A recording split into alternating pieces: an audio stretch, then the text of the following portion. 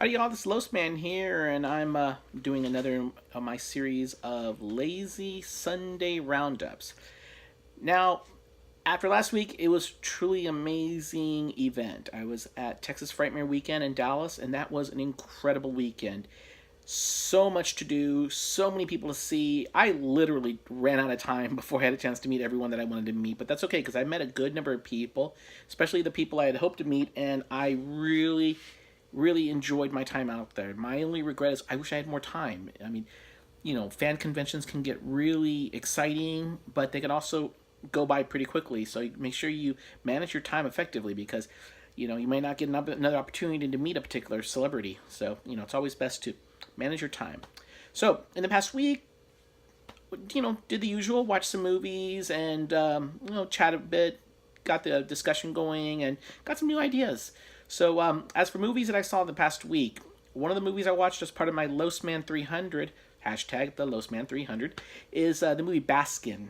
Now, Baskin is a Turkish movie that I would describe it as like Turkish Hellraiser. I mean, quite literally, it is a creepy movie. It is a very icky movie. It is a crazy movie. It's basically about a group of Turkish police officers who literally walk into a living hell as they respond to a backup call from some police that go into an abandoned warehouse. It's definitely worth checking out and is definitely a movie you want to see. It's pretty crazy and intense, and I'm not kidding when I say Turkish Hellraiser is probably the best description of the movie. Some other movies I did check out. I checked out a movie called Black Mountain Side. Now, that's a movie that not a lot of people may have heard of. It was one I found in my queue, and it's interesting. It's another movie that's kind of similar to another movie. In a way, it's a little bit like The Thing. You have a group of archaeologists and some support personnel at a remote facility in Canada, basically as far away as you can possibly get, and they discover something buried in the ice. And once they begin to check it out, bad things begin to happen, because, sometimes it's best to leave things buried. I mean, if The Thing taught us anything, you know what? Leave things buried. And in many respects, this movie was a lot like The Thing. I mean, you have a group of people who work together, don't necessarily like each other, but they work together, and they're all put under stress when bad stuff starts to happen. So it's worth checking out if you can try to find it. It should be out there. I believe I found it on Tubi or Amazon Prime. Those are the two sources I'm usually going to these days. So it's yeah, check it out. It's a really great movie. I mean one of the things I'm really enjoying about the Losman 300 challenge is that I'm trying to find movies I've never seen before. Ones that maybe other people haven't seen before, and it's good to find a good little independent movie like this. To get people out there talking about it, because that's what we need more. We need more independent horror out there. It's always good to get good independent horror. Another movie I watched was an older movie. It came out about the time I was born. It was called The Other. When you watch it, plays across like a standard 70s drama. You basically have two twin boys. They're one's mischievous, the other one's kind of like the goody son, and bad things begin to happen, and people start getting hurt, and the good son gets the blame. Wow, sounds like a movie I've seen a couple of times, like once or twice or three times, and in many respects, this movie probably, I guess it follows the tradition of, let's say, the Bad Seed, which is that really great movie from the 1950s, and this one, which was released in 1972. Seems like the model. It seems like the basis for later movies such as The Good Son and Goodnight Mommy, which is also a real good movie if you get a chance to watch it. And another movie I checked out was Contamination, which was shown on the Joe Bob Briggs movie night. That's a wild one. It is a video nasty, and it is bloody and gory and yucky, and it is one of those alien clones I hadn't checked out, so that was kind of fun to watch. And yeah, so if you want to see it, it's on Shudder. You can go and watch it on there, or you can wait. I guess they'll have the Joe Bob Briggs commentary come on, and that'll basically be something worth checking out. All right. So as you can see, I'm in my garage right now, and the light went out because that's what it does. So that's the thing is I want these to be impromptu. So when things happen, hey, I'm just gonna work around them. So I'm not trying to be too professional here because I want these to be fun. All right, so today is Mother's Day. Dun dun dun. Yes, we all have mothers. So we all want to celebrate Mother's Day. So last year I had this great blog post I put out there, and it was basically 13 terrifying mothers for Mother's Day. If you want to check it out, it's on my blog, and I also tweeted about it yesterday. So if you want to check it out, my blog is Losman Horror on Blogspot, or just go to my website, losman.com, and you can see the link to my blog, and you can do a search for that particular one, or just go to my Twitter, and I have it directly linked. Some of the mothers that are on there, you have Mommy Robeson from The People Under the Stairs. I mean, she's a pretty bad one right there. If you ever seen The People Under the Stairs, that's a really creepy movie by Wes Craven. It's a little different. It's kind of like urban horror, so that's a pretty cool one. And then we also have Vera Cosgrove from The Dead Alive. I mean, if you've ever seen The Dead Alive, you know who I'm talking about. She's one of the quintessential bad mothers out there, and she is truly a bad mother. Ooh, shut your mouth. All right.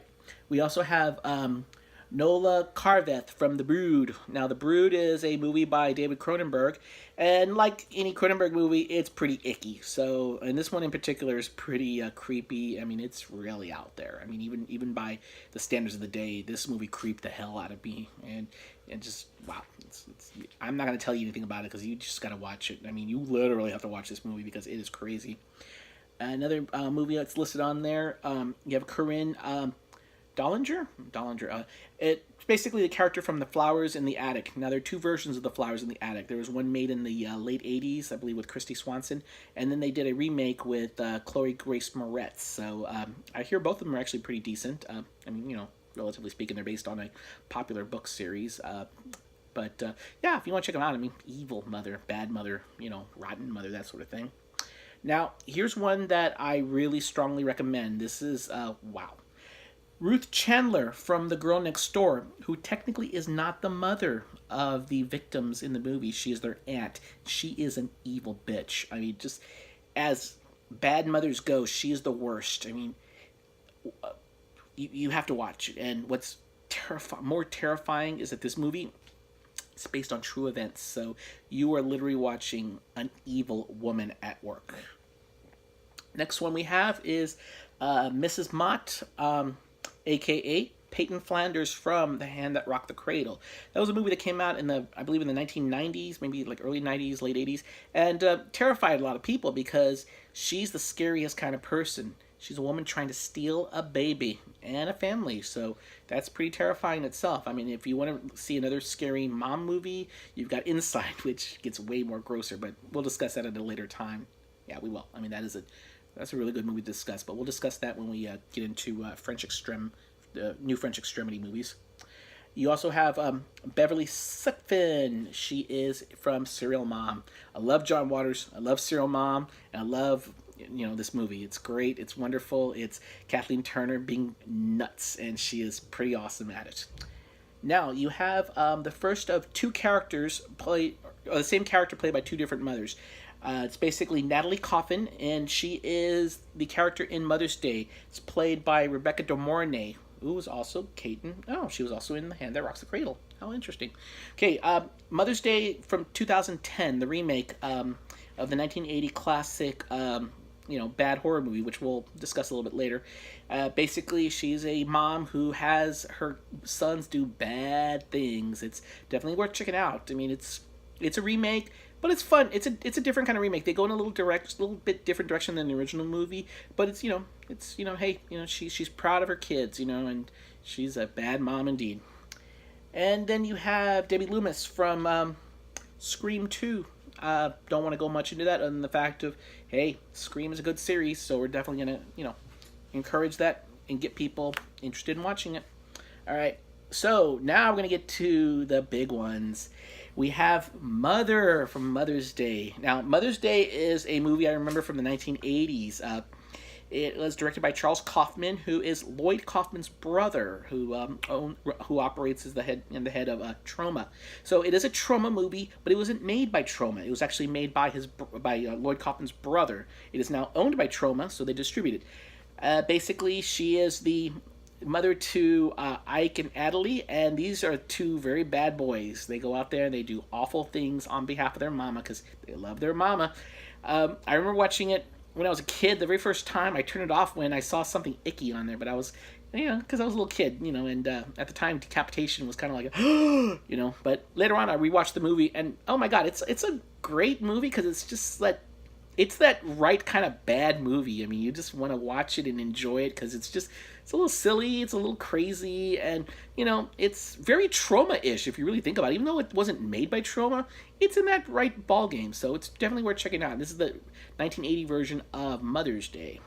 All right, so we have Margaret White. Now, for those of you who are very familiar with horror movies, Margaret White will come in very, you'll understand who she is. That is Carrie White's mother, religious, crazy nut woman that she is.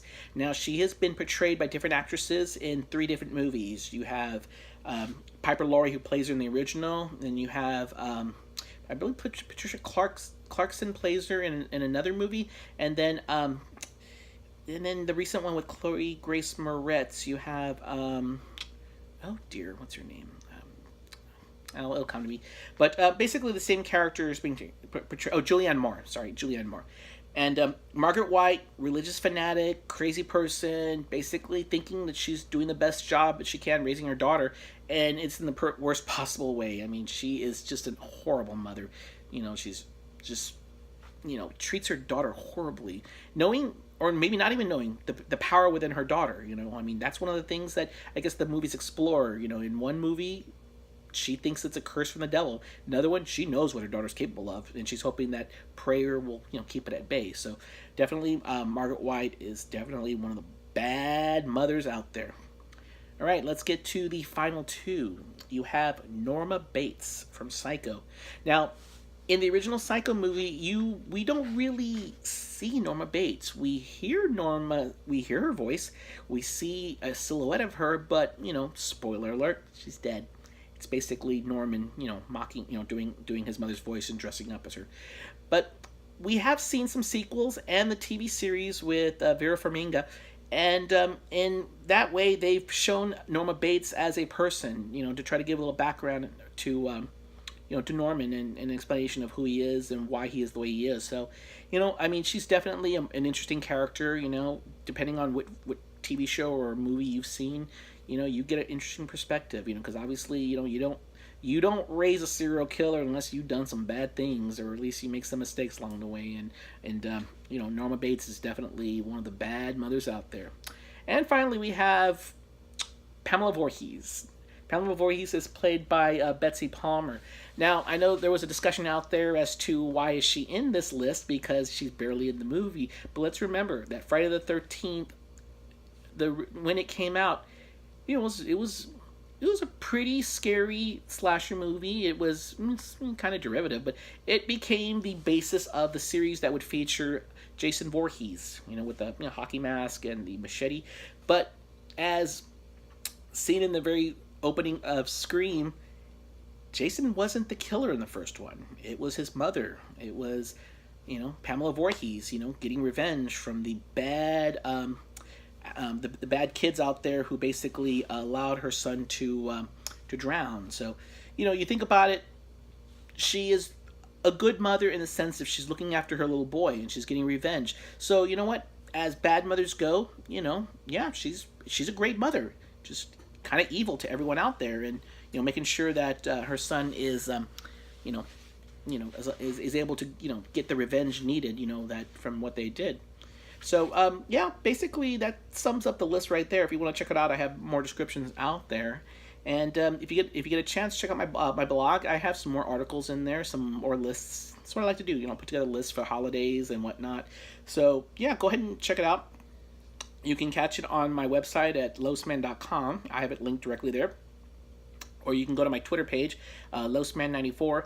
And, go out there and, reach out to me and chat. It's what I like to do. I like to reach out, encourage people to watch movies and, get into some fun discussions because, that's what I like to do. I like to talk horror movies. I like to, get discussions going and, get people into watching more horror movies because, hey, it's a good community, and it's a community that I think is really awesome because we love to discuss these subjects. We love to talk about our favorite serial killers. We love to talk about our favorite masked villains.